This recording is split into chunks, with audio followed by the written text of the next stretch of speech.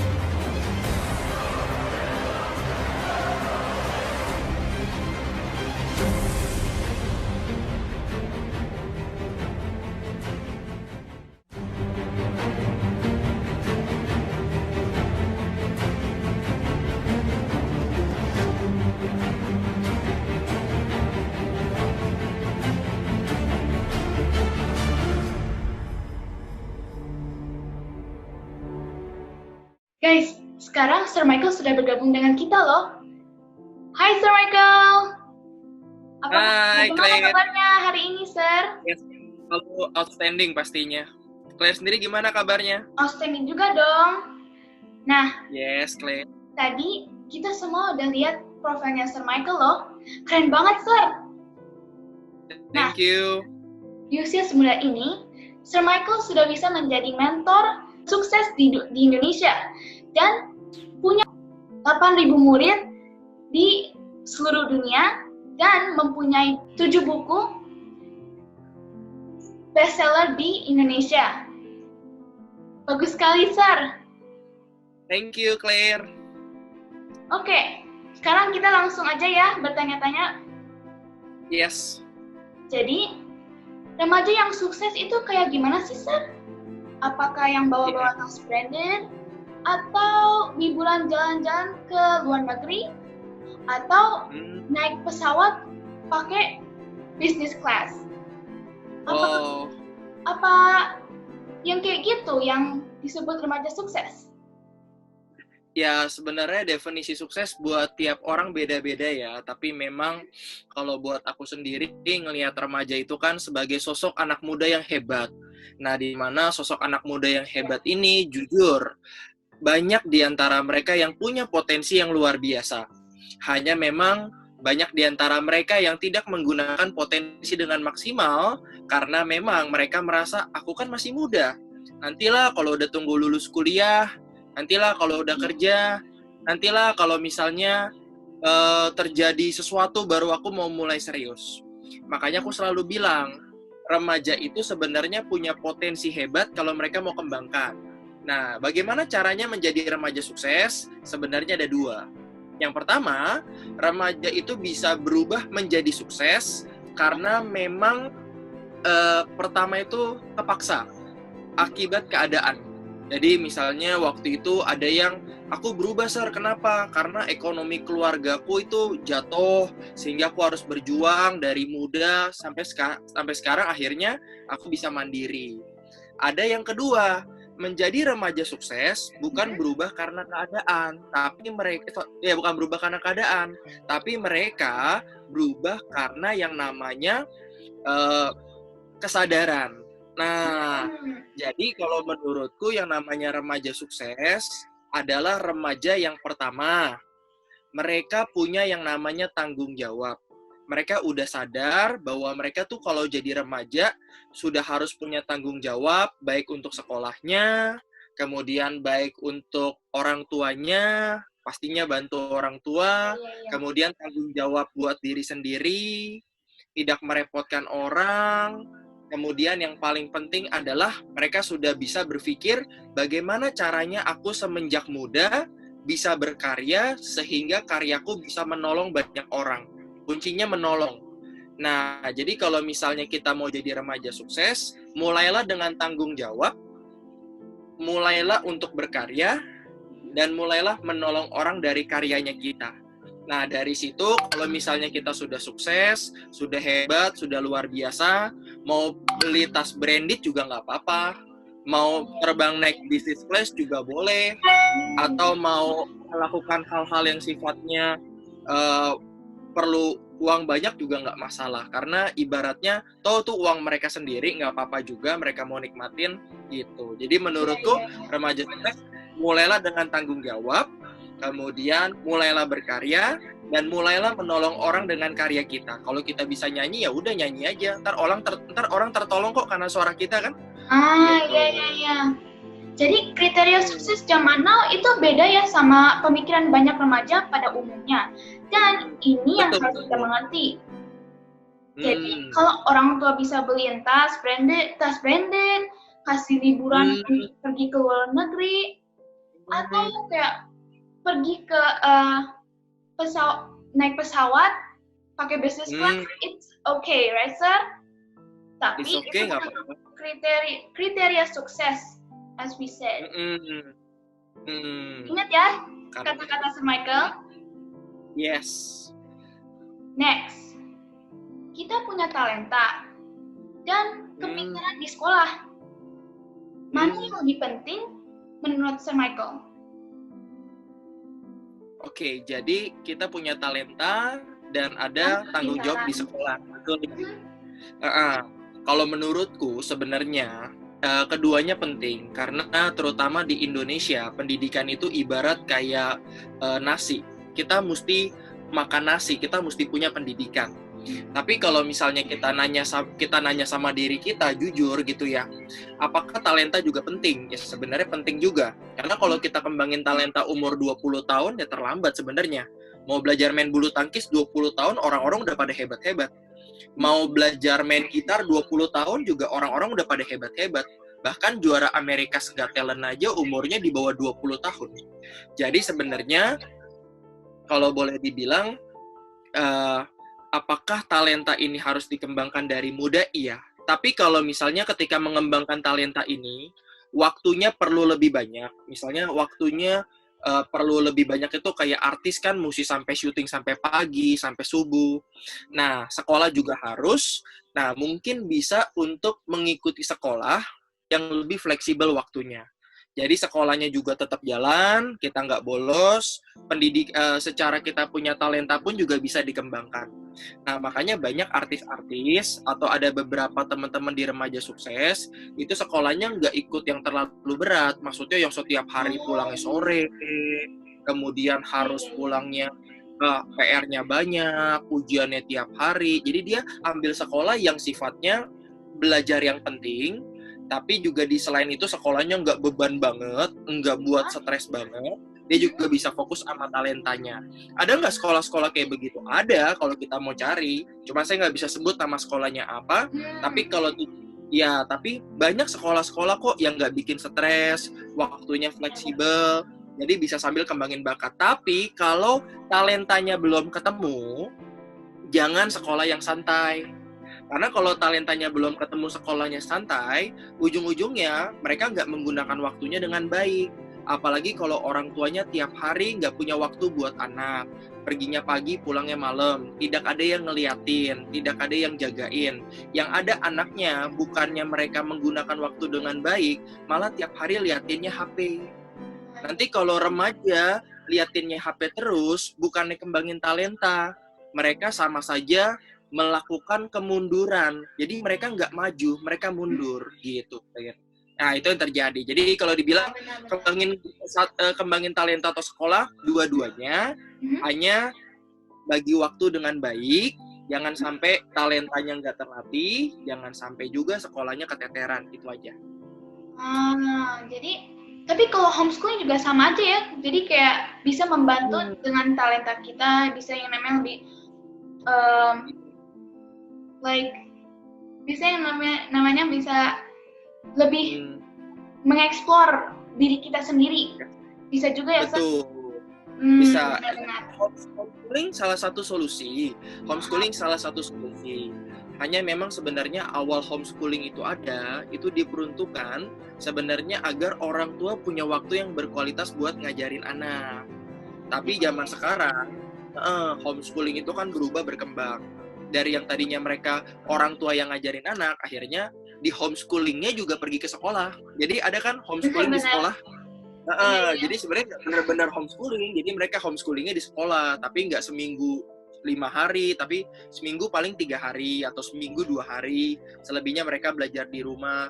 Nah, ini bagus kalau remajanya udah punya kegiatan. Yang paling tidak baik adalah ketika mereka homeschooling, remajanya nggak punya kegiatan, itu jalan pintas mereka buat menikmati zona nyaman. Jadi ketika remaja waktunya terlalu banyak, ini bahaya kalau nggak ada pengawasan. Nah, inilah kesalahan orang tua yang tiba-tiba memberikan waktu yang begitu banyak, tapi nggak ada pengawasan yang ketat. Nah, gitu sih. Jadi harus benar-benar bisa ngimbangin waktu dengan baik. Itu clear. Oke. Sekarang kita ke pertanyaan yang selanjutnya ya. Yes. Nah, sekarang kan era revolusi 4, or we can say 4.0. Yes. We can say like, artinya semua sudah jadi digital. Nah, yes, everything digital. Buat kita-kita yang remaja, kemampuan apa sih yang harus dimiliki biar bisa survive ke depannya nanti? Baik.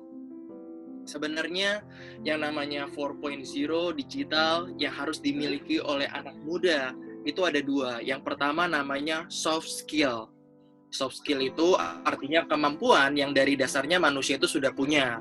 Kayak Claire hari ini menjadi seorang host yang keren banget, itu karena Claire sedang melatih soft skill. Nah, yang kedua harus dimiliki yang namanya hard skill. Nah, jujur kalau misalnya ditanya, apakah setiap orang itu harus menguasai keduanya? Iya. Jadi yang pertama, kemampuan soft skill itu biasanya meliputi kemampuan cara kita berkomunikasi. Kalau orang sudah memiliki level yang berbeda, cara ngomongnya juga beda. Nah, kemudian selain level komunikasi, juga bisa level bagaimana kita menjadi seorang pemimpin. Nah, karena yang membedakan antara seseorang yang hebat luar biasa dengan yang biasa saja itu adalah jiwa kepemimpinannya. Jadi mereka bisa memimpin orang, memahami orang. Memimpin bukan menjadi bos ya. Bos itu bukan pemimpin. Pemimpin itu bukan bos. Nah, pemimpin itu adalah orang yang benar-benar memahami orang lain. Kayak saya kan ngertiin, oh iya saya ngertiin gitu ya. Terus Claire juga ngertiin temennya. Ketika Claire sebagai seorang remaja mau memahami kesulitan temannya, itu adalah jiwa kepemimpinan. Gitu. Nah, beda sama anak-anak remaja yang menganggap bahwa pemimpin itu adalah bos. Kalau mereka menganggap pemimpin itu adalah bos, cara ngomongnya juga beda. Mereka nggak menghargai orang. Bisa aja mereka manggil, mohon maaf ya, asisten rumah tangganya dibentak-bentak, dimarah-marahin. Nah, jadi kemampuan soft skill itu penting sekali karena tidak ada sesuatu hard skill yang bisa diinformasikan tanpa adanya soft skill. Contoh, misalnya Claire jago banget mengenai IT, gitu ya, jago buat software. Tapi Claire nggak bisa komunikasi, nggak bisa ngomong dengan baik. Kemudian Claire disuruh ngomong di depan 1.000 orang, mempresentasikan IT-nya Claire. Pasti orang-orang mendengar Claire ngomong, kalau nggak punya kemampuan ngomong yang baik, orang nggak bakal percaya. Ujung-ujungnya karya yang hebat tanpa komunikasi akhirnya biasa-biasa saja. Tapi dengan karya yang biasa saja tapi komunikasinya hebat akan jadi kelihatan luar biasa. Makanya harus punya 2 ini. Kalau buat remaja sih, yang paling penting cara ngomong. Ini yang paling penting. Nah, cara ngomong yang paling dasar, nama tekniknya adalah persuasif. Nah, persuasif itu adalah teknik ngomong untuk bisa menggunakan intonasi nada dengan baik dan benar sehingga orang itu bisa memahami apa yang Claire ngomong. Kalau Claire tanpa disadari, dari tadi saya ngomong kan pakai intonasi, pakai nada, pakai penekanan, ini namanya persuasif. Sehingga orang itu nyaman dan mau mendengarkan kita. Nah, itu jadi teknik dasar untuk remaja. Cukup itu saja. Syukur-syukur kalau bisa belajar kepemimpinan lebih bagus. Tapi kalau belajar kepemimpinan di remaja, biasanya bisa ikut kegiatan OSIS, kegiatan komunitas, kegiatan kalau di kampus itu namanya BEM, Badan Eksekutif Mahasiswa. Bisa ikut apapun kegiatan, misalnya di tempat ibadah. Nah, itu melatih kepemimpinan, kerjakan proyek, ikut bazar, nah itu bisa melatih kepemimpinan gitu ya. Atau jadi ketua kelas juga bisa melatih kepemimpinan. Nah, yang kedua, hard skill.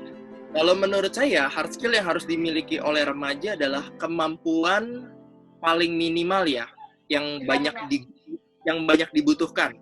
Itu adalah kemampuan yang semuanya bisa menghasilkan aset digital.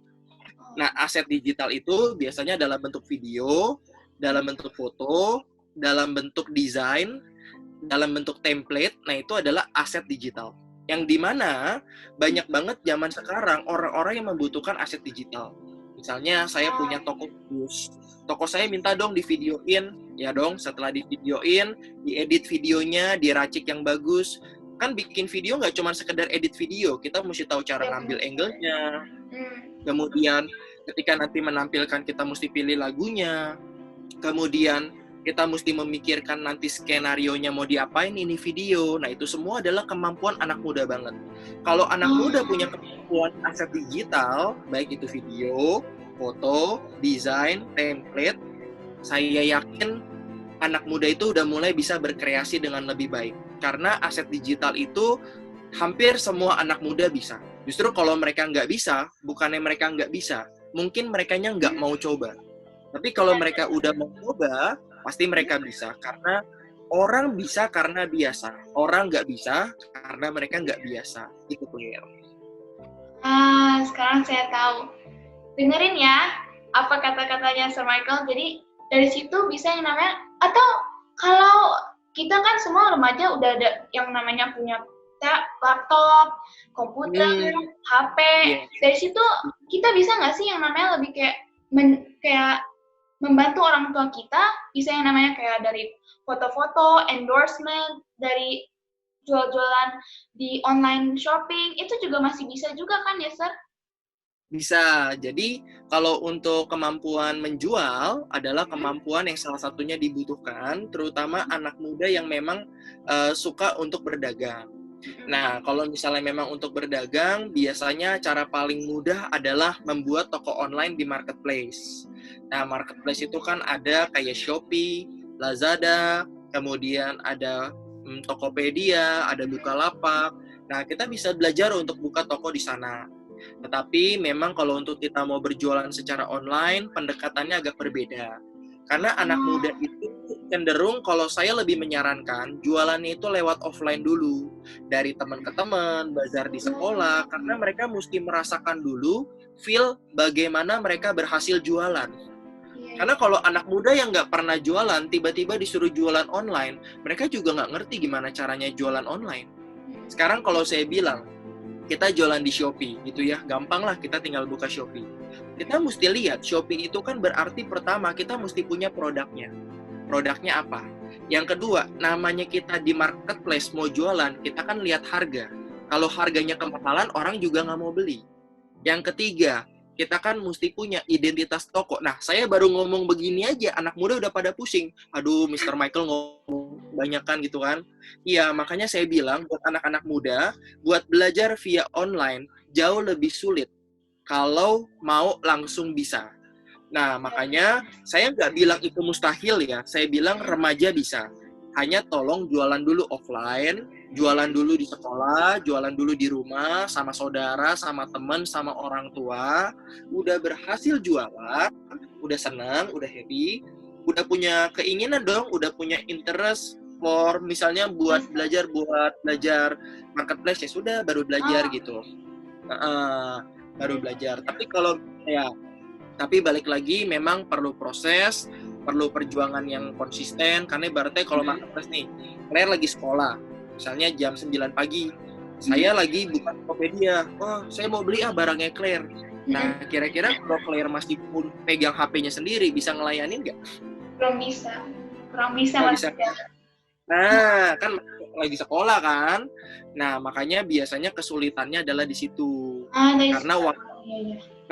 Karena waktunya kan harus bisa ngebalesin. Makanya ada beberapa teman-teman di remaja sukses yang saya bilang, kamu toko online hebat banget gitu loh. Iya, Mister, soalnya saya di tengah-tengah pelajaran sekolah saya ngelayanin pelanggan, kata dia begitu. Semangat kan? Saya bilang, ya bagus, cuman hati-hati, ntar ketahuan HP-nya disita, dagangannya stop gitu kan. Benar-benar. Tapi ada loh anak muda di remaja sukses yang omsetnya waktu itu hampir sampai 70 juta dari jualan online. Wow. Luar biasa.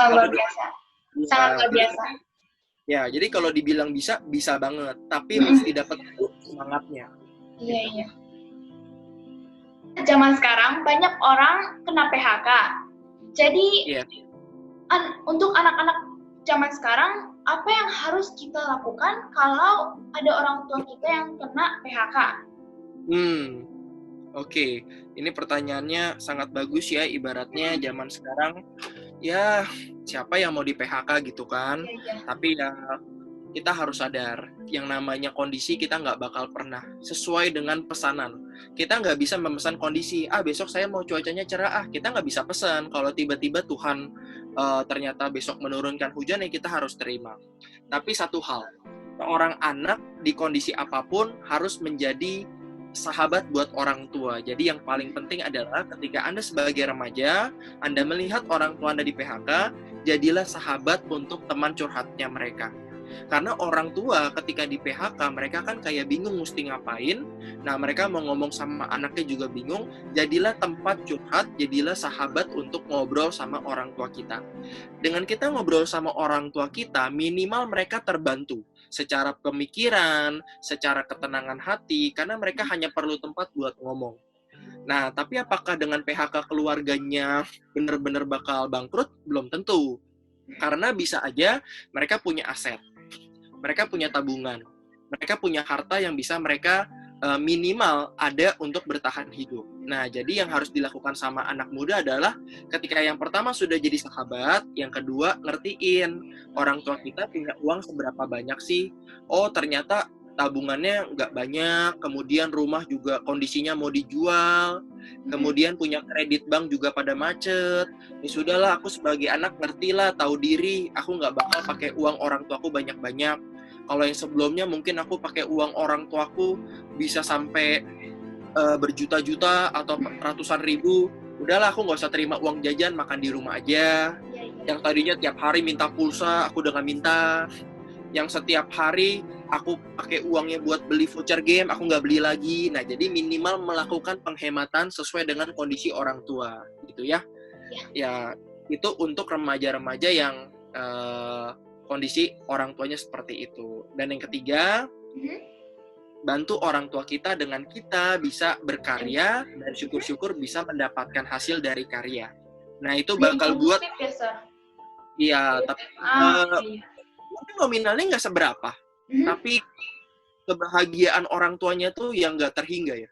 Bangga gitu loh, wah anak saya bisa dapat uang, kayaknya bangganya luar biasa. Sehingga semangat orang tua kembali on fire, gitu Clay ya. Oke, sekarang ngerti. Oke, sekarang Sir Michael, bisa nggak kasih kiat-kiat biar remaja-remaja sekarang bisa yang namanya lebih sukses lagi? Yang mana kayak kiat-kiat kata-kata yang untuk kita semua biar bisa lebih termotivasi. Dan karena orang biasa kan berpikir masa muda tuh paling indah, harus dinikmati, bukannya malah sibuk mikirin jadi sukses atau enggak. Gimana tuh, Sir? Ya, sebenarnya yang pertama yang harus diingat adalah untuk menjadi sukses, yang paling penting adalah kita mesti tahu dulu apa sih artinya. Arti jadi sukses itu kan bukannya hasil yang dicapai ya. Tapi saya selalu belajar dari orang-orang hebat bahwa sukses itu adalah sebuah pencapaian. Sebuah pencapaian. Nah, Tuhan kan melahirkan manusia kan tujuannya agar kita mencapai sesuatu. Tuhan tuh mengharapkan kita menjadi perpanjangan tangan Tuhan untuk menolong manusia. Itu dulu. Jadi, sukses itu adalah ketika manusia berhasil menolong sesama manusia. Nah, itu dulu kuncinya. Jadi sukses itu seperti itu. Nah, kalau kita sudah tahu bahwa sukses itu seperti itu, berarti kan nggak perlu nunggu tua, nggak perlu nunggu kerja, nggak perlu nunggu lulus. Berarti kan kita tahu bahwa sebagai manusia yang pertama, kita harus punya tujuan, harus berkarya. Dengan kita punya tujuan, kita berkarya, kita bisa nolong orang. Nah, makanya ya kiat-kiatnya adalah yang pertama sebagai anak muda, apa tujuan hidupmu? Udah ketemu belum? Apa jangan-jangan belum? Ya kan? Apa jangan-jangan nanti mau sekolah dari SMP mau SMA di mana aja nggak kepikiran? Iya. Jangan-jangan mau kuliah di mana aja nggak kepikiran? Atau jangan-jangan bukan nggak kepikiran, tapi emang males mikir. Karena sebagai anak muda, kebanyakan bukannya mereka nggak ketemu jawaban. Jadi kalau ditanya, kamu mau SMA di mana? Banyak yang bilang nggak tahu. Bukannya mereka nggak tahu, tapi emang mereka nggak mau mikir. Karena kalau nggak tahu, kita berusaha cari jawaban, kira-kira perlu waktu lama atau sebentar? Tergantung Sebentar sih. kan? Iya. Sebenarnya kan nggak lama. Paling seminggu, 2 minggu, 3 minggu, paling lama sebulan buat mikirin mau sekolah di mana. Menurut Claire, buat mikir sekolah SMA mau di mana sebulan cukup nggak? Cukup. Nah, kalau 3 tahun? Nggak terlalu lama. Terlalu lama, Sir. Ya, kan 3 tahun. Setahun aja kelamaan kan? Berarti masalah anak muda adalah memang mereka nggak mau mikir. Makanya nggak pernah nyampe. Kalau ada orang nanya, kenapa anak saya nggak pernah sukses? Ya karena emang nggak pernah mikir. Makanya nggak pernah nyampe. Jadi, untuk kiat-kiatnya adalah berpikirlah tujuanmu mau dibawa kemana. Itu yang penting pertama. Yang kedua, setelah dipikirin, pertanyaannya adalah, sudah punya yang namanya tanggung jawab untuk mewujudkan atau belum? Nah, jadi kalau misalnya kita udah mikirin nih, ya kan, aku pengen dapet uang, misalnya total nominalnya 2 juta, gitu ya. Atau aku pengen dapat beasiswa, atau aku pengen selain beasiswa uang, aku pengen merilis 1 single album, nah ya kan, lagu. Nah, antara ketiga hal ini semuanya kan tujuan, betul ya? Semuanya tujuan. Mau dia beasiswa, mau dia rilis single, mau dia apapun, semuanya tujuan. Pertanyaannya adalah, apakah kita sudah benar-benar merasa bahwa tujuan itu adalah tanggung jawab kita, adalah diri kita, adalah niat kita? Nah, 1 banding 50 orang remaja yang punya niat. Nah, ini masalahnya. Karena pola didik, karena pola lingkungan, karena pola pemikiran. 1 banding 50 anak muda baru yang bener-bener itu tanggung jawab aku banget. Aku pengen rilis single banget, aku pengen begini banget. Makanya di remaja sukses kan aku bisa lihat polanya. Oh, ini anak niatnya bagus. Makanya kalau di remaja sukses, yang niatnya bener-bener bagus, saya dorong. Bener-bener saya dorong. Saya modalin, saya sponsorin, saya suruh bikin rilis. Kayak ini aja, kan dia kan udah bikin lagu baru, kan saya bilang, kamu pokoknya bulan ini bikin lagu baru. Bulan Juni kita bikin online grand launching. Kita panggil TV, kita panggil media, kita panggil mana-mana, pokoknya lagu kamu mesti ngehits. Saya bantu bagaimana followernya naik, ya kan? Jadi kalau ada anak muda yang niatnya gede, diarahinnya gampang, makanya saya dukung. Nah, tapi kan remaja sukses itu komunitas yang bertahun-tahun, acaranya rutin, seminggu 2 kali. Nah, saya berharap dengan adanya ketemuan seminggu 2 kali, kesadarannya untuk mengambil tanggung jawab itu makin gede, sehingga niatnya muncul. Oke. Ya, makanya saya setiap 1 bulan sekali kan ngelihat siapa yang niatnya udah mulai muncul ya, saya bantu. Terus saya lihat, ya kayaknya dia masih kurang, ya udahlah, tunggu dulu, tunggu niatnya ada, gitu. Karena kalau dia belum ada niatnya saya paksa, nggak bakal bisa. Karena anak muda tuh nggak bisa dipaksa. Anak muda tuh mesti muncul kesadarannya. Nah, cara tercepat agar mereka bisa muncul kesadaran niat untuk tanggung jawabnya adalah dengan mengubah lingkungannya. Itu udah paling cepat. Oke. Iya, kalau lingkungan yang nggak ada yang berubah, orang tuanya juga nggak berubah, semuanya juga nggak berubah, ya dia juga nggak bakal berubah. Karena lingkungannya nggak berubah. Tapi kalau di remaja, tiap minggu saya panasin, masa nggak berubah juga? Ya, terus orang tuanya saya minta datang, saya kasih parenting, anaknya saya datang, saya ngeliatin, orang tuanya dukung, anaknya dukung, orang tua dukung, anak dukung, masa nggak berubah juga? Harusnya berubah. Nah, itu yang diharapkan ketika ada di remaja sukses, mereka betul-betul sadar. Karena yang paling penting adalah buat tujuan itu gampang, tapi munculin kesadaran untuk mengambil tanggung jawab dan niat itu yang paling susah. Nah, semoga yang dengerin rekaman ini segera bisa berpikir, saya udah sadar belum ya? Kalau sudah, harusnya besok udah mulai betul-betul kebut gitu. Jadi dari sukses itu emang dari planning, dari merasa harus bersadar diri, harus yang namanya kayak belajar untuk tidak yang namanya kayak mundurkan diri. Dari situ saya juga harus belajar juga. Jadi nggak yang namanya suruh-suruh orang kayak gitu, tapi diri sendiri saya juga nggak bisa. Jadi thank you coach, thank you sir. Yes, karena memang ya kayak saya bilang sama Claire, nggak semua anak muda kayak Claire. Justru saya melihat Claire ini kan satu anak muda yang niatnya udah ada. Kalau anak muda disuruh buat kayak gini, ya anak muda disuruh buat kayak gini belum tentu niat. Coba aja kamu cek 50 teman kamu. Mungkin dari 50 teman kamu, kamu doang yang mau buat kayak begini. Ya kan kenyataan. Thank you, sir. Aku iya, appreciate it. Okay. Yes, thank you. Nah, yang paling terakhir, biar remaja-remaja yang lain yang sudah mendengar ini bisa yang namanya lebih tahu lagi tentang remaja sukses Indonesia nih. Boleh yang namanya boleh nggak menjelaskan apa yang tentang remaja sukses Indonesia supaya orang bisa join komunitas ini? Yes, remaja sukses itu komunitas, tapi kita punya program. Nah, programnya itu terdiri dari 3 tahap. Yang namanya pertama pengembangan diri, yang kedua pengembangan karya, yang ketiga pengembangan usaha. Berharap ketika di komunitas, mereka dalam waktu 1-2 tahun mengalami kemandirian. Kuncinya mandiri. Ya mandiri, karena saya mau memberikan sesuatu sama orang tua di Indonesia. Betapa pentingnya mereka punya yang namanya kemandirian. Bentar ya. Gimana caranya ya?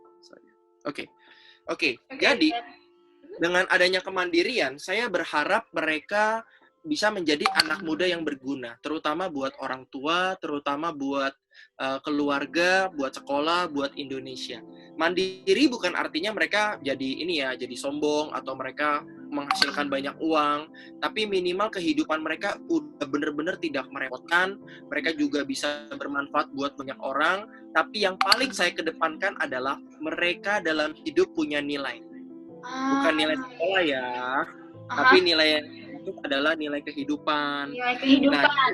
Nah, kalau anak muda yang di remaja sukses rata-rata sudah menjalani 3 tahap ini, nilai kehidupan mereka hebat. Nah, nilai kehidupan apa yang paling utama? Kan selama ini, saya nanya Claire ya, kita biasa pergi ke sekolah, betul ya? Lulus sekolah kita? Benar sekali. Habis dari sekolah kita kuliah. Habis kuliah kita lulus bekerja. Nah, kerja buat cari? Kerja buat cari? Uang. Mindset itu yang saya ganti. Karena kalau kita lulus kerja buat cari uang, berarti standarnya uang. Kalau orang standarnya uang, berarti kebahagiaannya uang. Kalau orang kebahagiaannya uang, berarti apapun yang dia lakukan, semua diukur dari uang. Nah, makanya Yang saya beri remaja sukses adalah mereka memiliki yang namanya adalah suara saya jelas? Jelas. Oke. Mereka memiliki yang namanya nilai yang pertama adalah nilai manfaat. Jadi, apakah mereka sudah bermanfaat dalam hidup atau tidak? Nah, itu yang pertama. Sehingga ketika mereka bermanfaat, mereka nggak bakal hitung-hitungan. Kenapa tadi ditanya, apa kabar? Jawabannya adalah outstanding. Karena outstanding itu artinya adalah melampaui harapan. Jadi kalau misalnya Claire dikasih tugas sekolah nih sama guru, kamu besok kerjain ya Claire, tugas sekolah, nanti minggu depan dikumpulin. Okay. Kemudian, sebelum minggu depan, besoknya atau lusanya, kamu langsung kumpulin. Kira-kira gurunya gimana? Senang. Kaget nggak gurunya? Kaget. Bangga nggak gurunya? Bangga sekali ya? Dong. Iya. Itu karena Claire menerapkan standar outstanding. Kamu memberikan lebih benar. Contoh ya, misalnya orang kerja di kantor. Kamu masuk jam 9 ya, pulang jam 5. Pokoknya kamu kerja sehari 8 jam. Rata-rata kan kalau yang kerja di kantor, mereka kerja tujuannya adalah uang, jam 9.00 sampai kantor. Nggak boleh lebih, nggak boleh kurang. Kalau misalnya bosnya nggak masuk, ya udah lebih-lebih dikit, jam 9.15, 9.10 baru sampai. Tapi kalau orang yang standarnya outstanding, jam 8 juga udah sampai. Dia memberikan, jadi dia nggak hitung-hitungan waktu. Yang kedua, pulang. Kalau orang di kantor, kerjanya fokusnya sama uang, jam 5 kurang 5 menit, misalnya dia perginya naik motor, jam 5 kurang 5 menit, dia udah pakai helm. Pokoknya nanti jam 5 teng, dia udah pergi soalnya udah pakai helm. Gitu. Jadi hitung-hitungan waktunya kayak begitu. Terus kalau misalnya dia ada klien, halo Pak, saya mau minta tolong dong. Terus dia bilang, mohon maaf Pak, udah jam 5, udah waktunya pulang. Ditutup. Itu dia fokusnya uang. Tapi kalau dia fokusnya bukan uang, dia tetap layanin. Kemudian ketika dia disuruh pulang jam 5, dia bahkan pulangnya jam 6, jam 7, atau jam 8. Nah, jadi kalau ada orang nanya sama saya, Pak mau nanya dong, gimana caranya biar di kantor gaji saya cepet naik? Saya bilang gampang. Bapak jabatannya apa? Saya jabatannya karyawan biasa. Ya udah kalau begitu Bapak mesti lebih rajin daripada manajer. Pasti ntar Bapak nanya. Jadi saya mesti lebih rajin daripada manajer. Iya.